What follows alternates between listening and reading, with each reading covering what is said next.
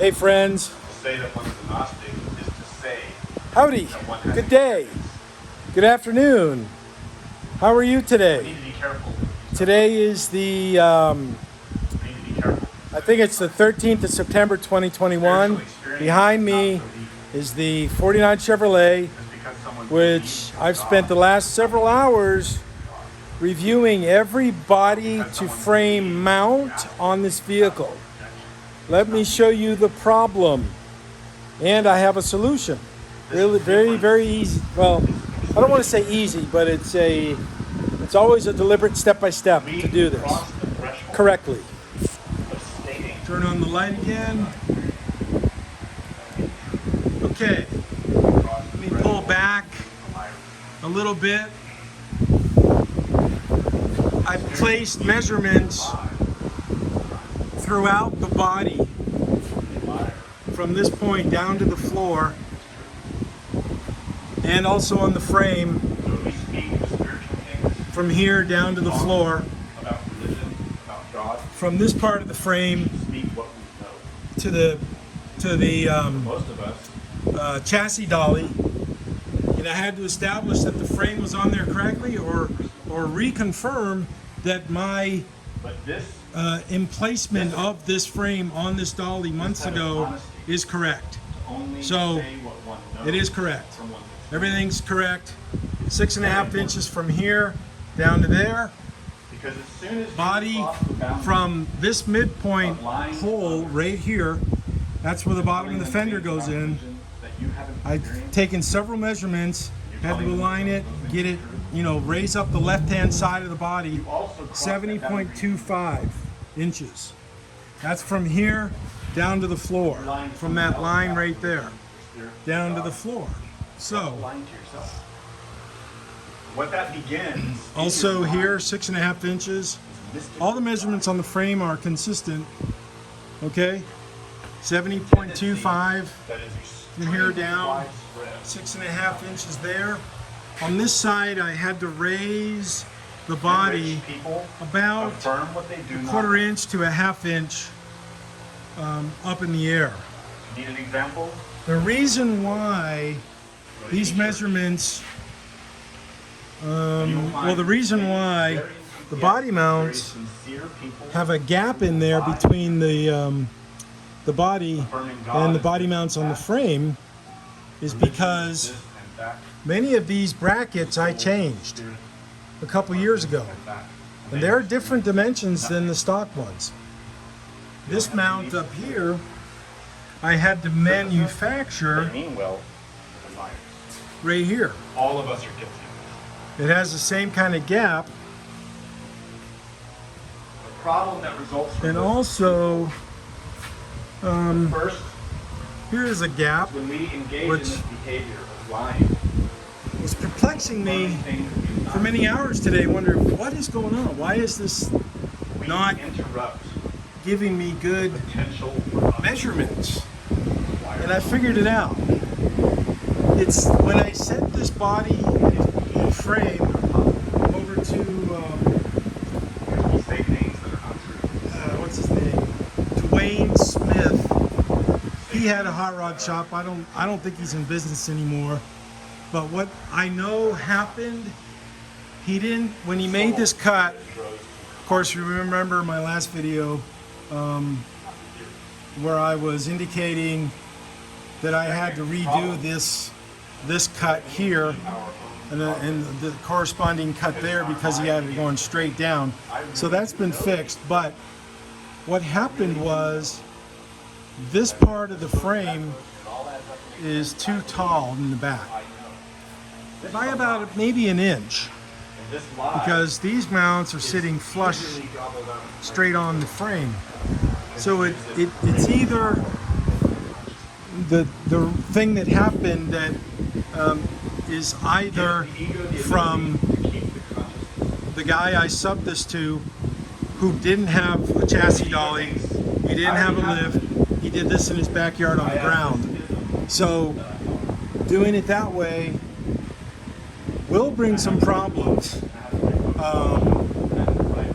You know, this thing here was too tall, was too high. Should have been brought down a little bit. But when I made this cut here, I only did one. Sorry about the camera alignment. I only did one of these at a time, and it still was welded. The back here was welded to that, so I didn't really change it. I'm pretty sure I didn't change it. I want to give myself a fair shake at doing things correctly and incorrectly, instead of blaming other people. Okay, I don't want to do that. So if I did something incorrect, I will own it and admit it. Did a lot of analysis today, trying to get this thing figured out. So I figured it out. This is too tall in the back. The frame is too far up. So instead of cutting this up again to bring the frame down, I'm going to extend these mounts up a little bit. Get some 1/4-inch sheet, stack it up a little bit. And I'm going to make it so all these mounts are touching the body mounts are actually making contact with the body. And then I'll put one pad in between every single one, like is supposed to be. And here's one of the pads, because I called Chevys of the 40s, and there's supposed to only be one pad. So instead of stacking pads up like this, I'm going to just keep one pad in there.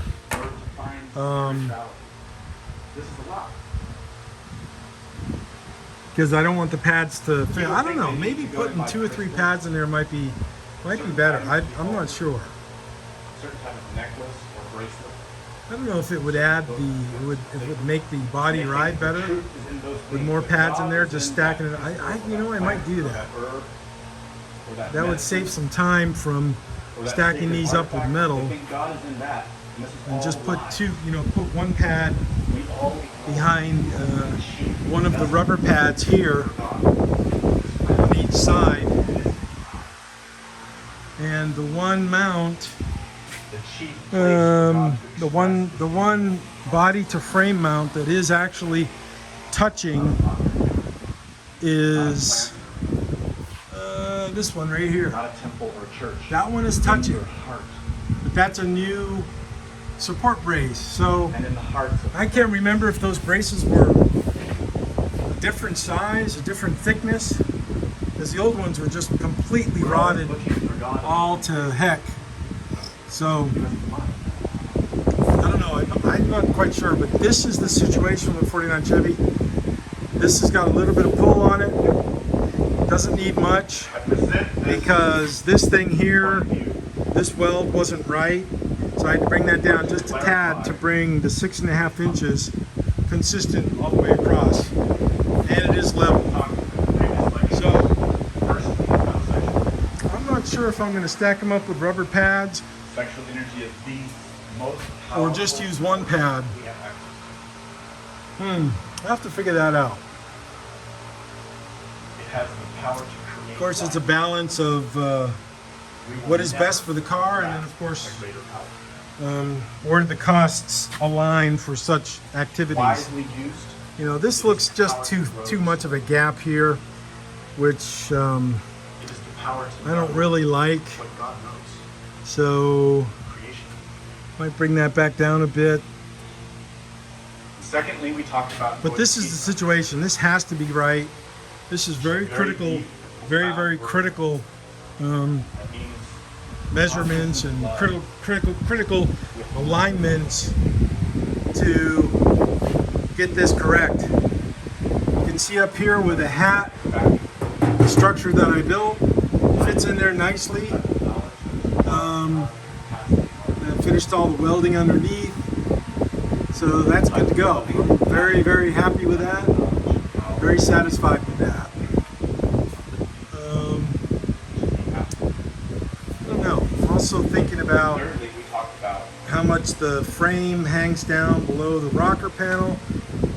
I don't think it's that much of an issue, because looking at the car from the side when it's rolling, we'll have about this angle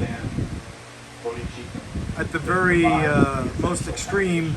Is this angle right here of the camera is about with somebody squatting down looking under the car. Someone basically on their knees, you know, somewhere at this angle. Looking at it from the side, it'll look, you know, kind of like that, approximately. So, a lot of little weird stuff, interesting stuff. Also up in here, if I can get a good shot. Let me see if I can get the light in there. Okay, yeah. Where the firewall meets the transmission tunnel, I had about 2 inches hanging down. So last week when I pulled the body off, I was able to cut that off, or cut the surplus material off, dress up some of the welds underneath, grind it down, get it smooth and proper, and then go under all of the transmission tunnel little areas, looking for areas that needed to be enhanced. Maybe there was a little pinhole all through there to fix that. So I have confidence and full faith that that is proper. But this thing here was really perplexing my brain today a bit on getting this alignment correct.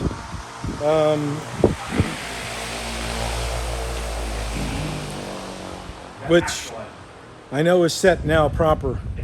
So I'll go get some 1/4-inch sheet plate tomorrow,